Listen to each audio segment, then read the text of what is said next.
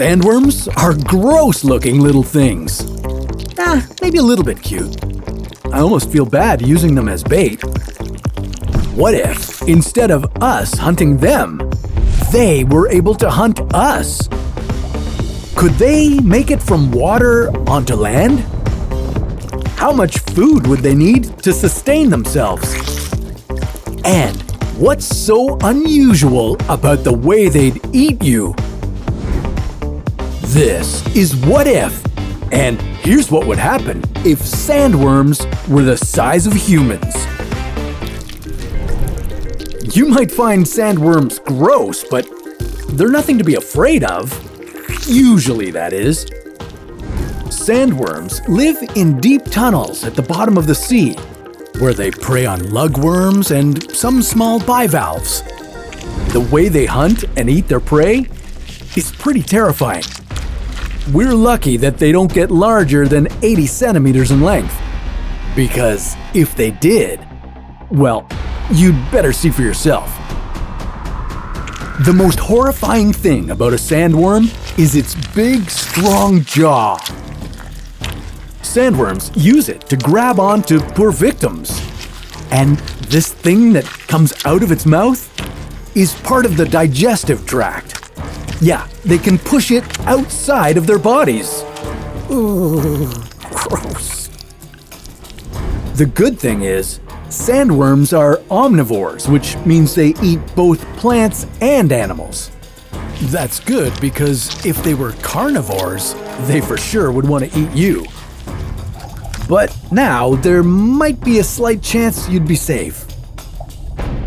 Naturally, sandworms are very introverted. They don't like to leave their burrows much. Giant sandworms would be good swimmers. They'd mostly feed on algae and scavenge fish and smaller marine animals. Even birds that hunt near shallow waters might become dinner. And what about people?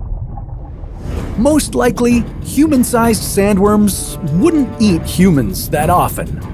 Just try not to make them angry.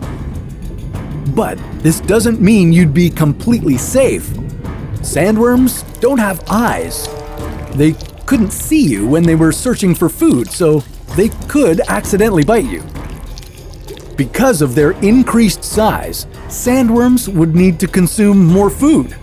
They might leave their home waters of the Antarctic and Arctic Oceans and spread further across the planet. They might even have to evolve and move onto land so as not to become extinct. The most dangerous time would be during their mating season when they leave their burrows.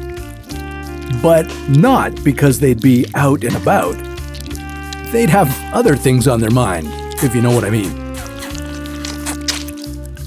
It would be dangerous because larger predators would travel to shallow waters to feed on them. Some beaches would be off limits and would have to post warnings about the sandworms. If they became too much of a problem, humans might decide to reduce the sandworm population.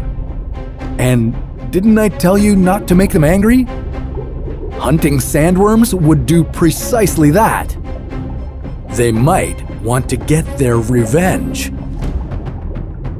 If a sandworm was coming after you, it would happen in the water. Unless we're talking about giant evolved sandworms that would live on land, but more on that in a minute. A sandworm would grab you with its strong jaw. Its mouth would be full of sharp teeth and the bite would be excruciating. A sandworm that's bigger than you might try to swallow you. It wouldn't chew you much, so you'd end up in its reeking, slippery crop right away. That's where worms temporarily store their food. You might still be conscious and in a lot of pain. In the worm's gizzard, you'd get ground up together with ingested sand. If you were to escape, you'd better do that now while you still might be able to cut your way out with a sharp object. If not, you'd move through its intestine where all your nutrients would be absorbed.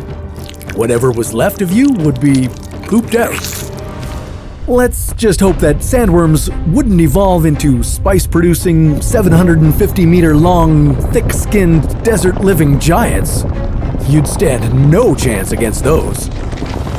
Well, maybe if you yourself grew to be 5 meters tall. But that's a story for another What If.